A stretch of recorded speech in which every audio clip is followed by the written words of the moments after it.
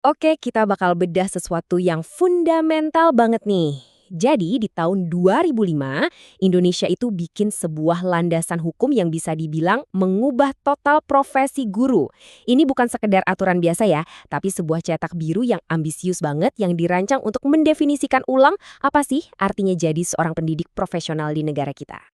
Dan semuanya itu berawal dari visi yang luar biasa kuat ini, mencerdaskan kehidupan bangsa. Kalimat ini diambil langsung dari pembukaan undang-undangnya. Dan ini bukan cuma slogan loh, ini adalah tujuan akhir, ini adalah jiwa dari setiap pasal di dalamnya. Ini misi utama yang ada di pundak para guru.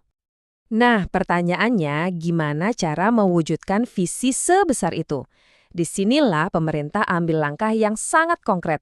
Mereka nggak cuma berharap, tapi benar-benar membangun sebuah kerangka kerja yang jelas untuk mengangkat peran guru, menempatkan mereka sebagai arsitek sejati masa depan bangsa. Oke, kita mulai dari bagian pertama, visi untuk bangsa. Soalnya, untuk bisa paham undang-undang ini, kita harus ngerti dulu apa sih tujuan besarnya. Jadi, poin krusialnya tuh gini. Ini bukan sekedar buku aturan. Ini adalah sebuah gerakan strategis. Tujuannya adalah mengangkat martabat profesi guru, mengakui kalau mereka ini punya peran yang sangat-sangat strategis dalam pembangunan nasional. Intinya, kualitas pendidikan kita itu ya bergantung pada kualitas para pendidiknya. Sesimpel itu. Yuk, kita lanjut untuk melihat gimana cetak biru ini dibangun. Di bagian kedua ini, kita bakal bedah apa itu cetak biru profesional.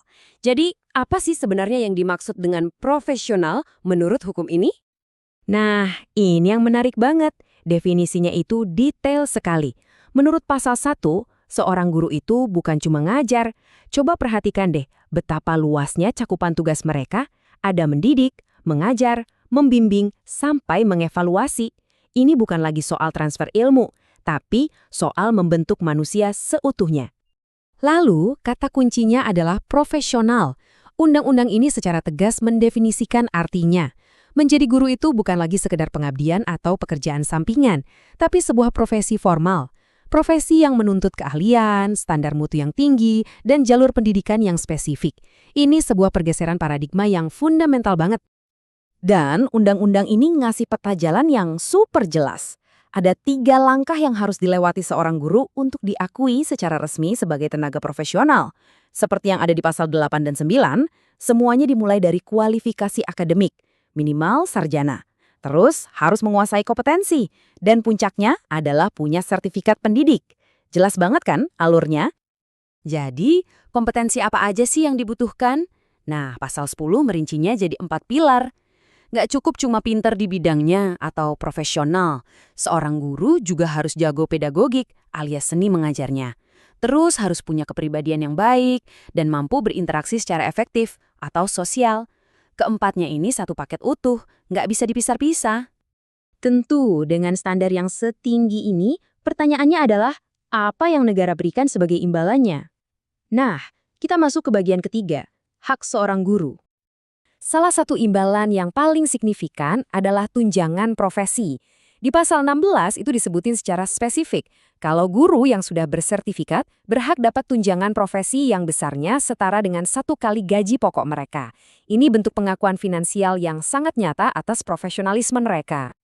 Dan hak itu nggak berhenti di situ aja loh.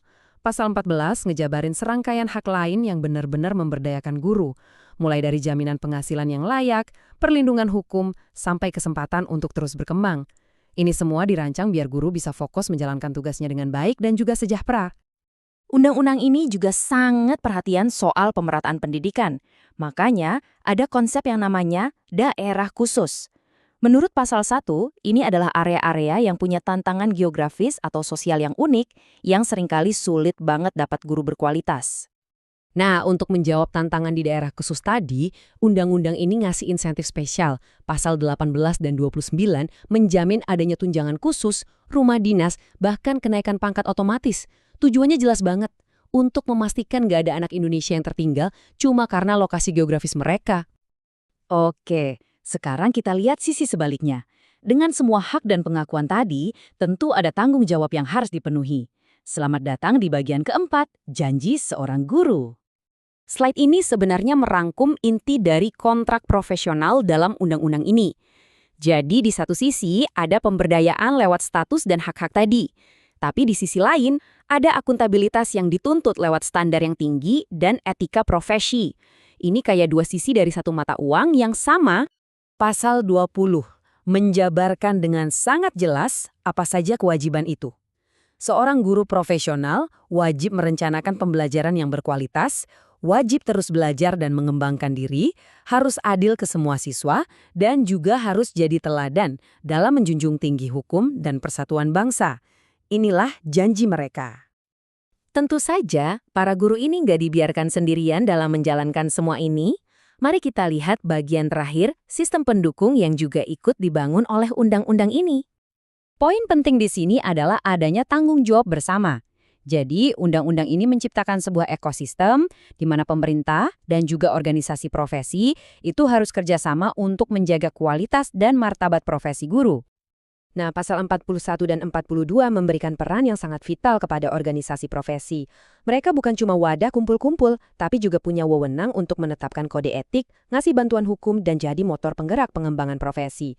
Ini nunjukin adanya otonomi dan tata kelola mandiri dalam profesi ini. Jadi, kalau kita rangkum semuanya, Undang-Undang Nomor 14 Tahun 2005 ini adalah sebuah cetak biru yang sangat komprehensif. Undang-undang ini mendefinisikan apa itu profesionalisme, menyeimbangkan antara pemberdayaan dan akuntabilitas, dan pada akhirnya tujuannya adalah membangun fondasi bangsa lewat para pendidik yang bermartabat dan kompeten. Pertanyaan besarnya untuk kita renungkan bersama, setelah belasan tahun berlalu, sejauh mana sih visi ambisius ini benar-benar telah mengubah wajah ruang kelas di seluruh Indonesia? Apakah janji di tahun 2005 itu sudah jadi kenyataan hari ini?